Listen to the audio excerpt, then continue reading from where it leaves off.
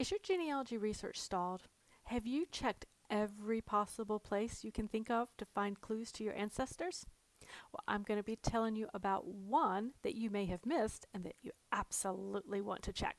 So join me today as I talk about vertical files in your genealogy research. Hi, I'm Lisa Lisson with the blog Are You My Cousin, where I try to take the overwhelm out of your genealogy research.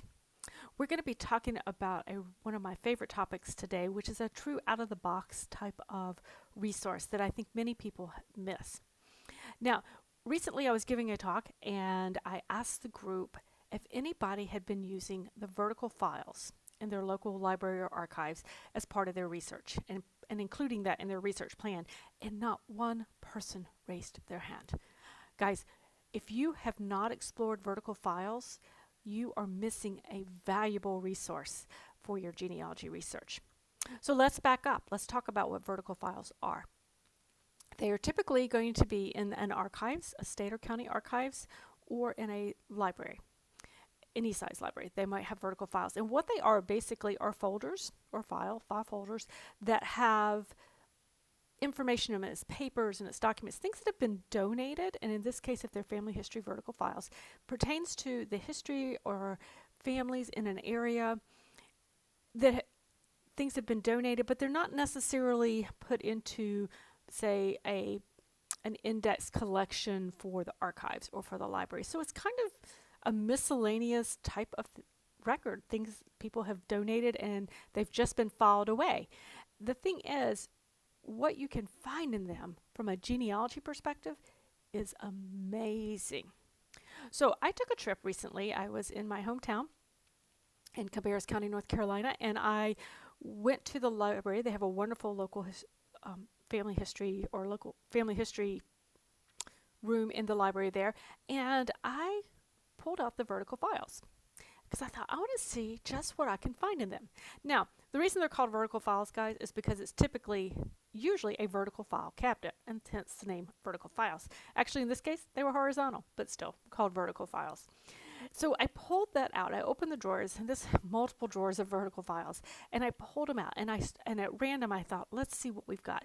Now here they had them kind of divided in between a grouping of family history, so it might have been family type files, so family names, and then they had others that were divided more. They had all their newspaper ones in a certain area. They had all their other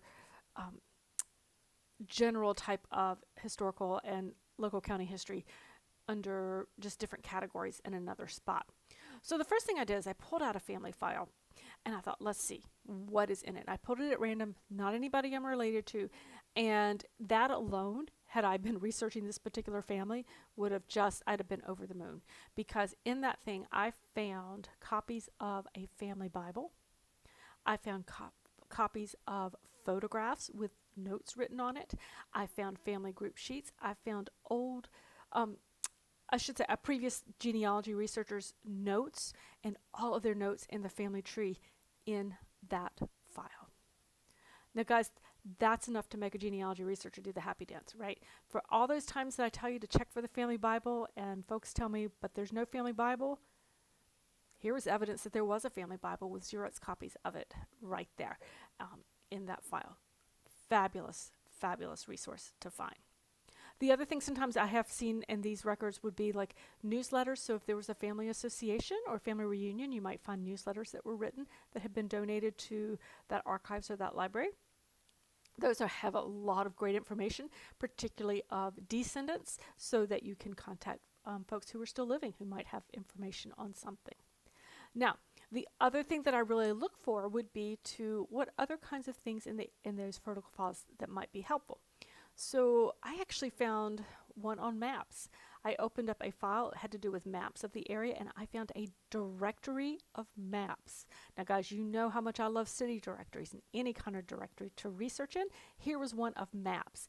I opened that map book up, and in that directory of maps was a county map with homeowners listed, and not just listed, but placed on the map where their homes were.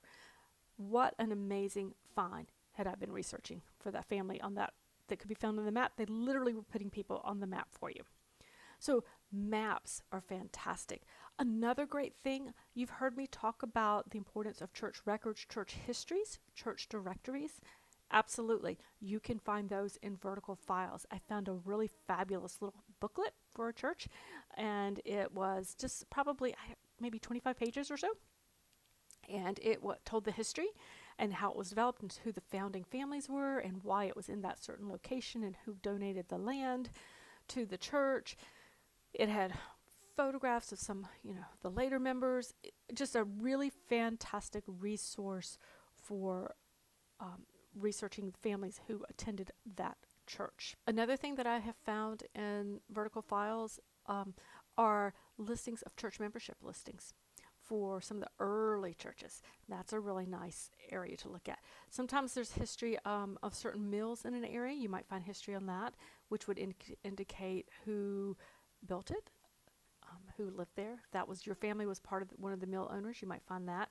So there's just an amazing amount of information you can find in these records, in these vertical files. And these are not things that unfortunately are probably online. So let's talk about that. How do you access vertical files? Unfortunately, most are not going to be online, and you're going to need to do on-site research. So you're going to either need to go to the local library or to the archives and ask for them. Typically, when I do on-the-road research, so if I'm going to a courthouse, I try to include a little bit of time to check out the local library anyway, because they typically have really good local regional history sections, and they can be very helpful, and I like to talk to the librarian. But also just to ask, do you have vertical files that I could perhaps look at to see if there's information there on families that would not be anywhere else? So I try to include that there because typically they haven't been digitized. So you're usually going to have to do it on site. If you can't physically go, you may need to, I would actually just reach out to the librarian or the archivist and say, this is the family I'm researching, this is the area I'm researching, maybe you're looking for certain church records. Could you check your, would they check your vertical files for you? Perhaps you need to hire a local genealogist to go do that for you. But just to see what you can do and how you might be able to access, or if it's worth your while to try and get a trip there. Now, with that said, I am seeing some vertical files, some archives getting some vertical files digitized and online.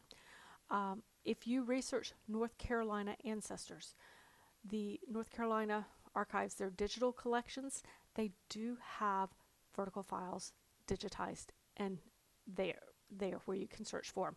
So that is actually probably the one and only so far that I've seen that have been digitized, but it's worth your while looking and checking with the archives or the location where you make sure that you include vertical files in your genealogy research plan, because you never know what you could find there. I can't even begin to list everything that you could possibly find.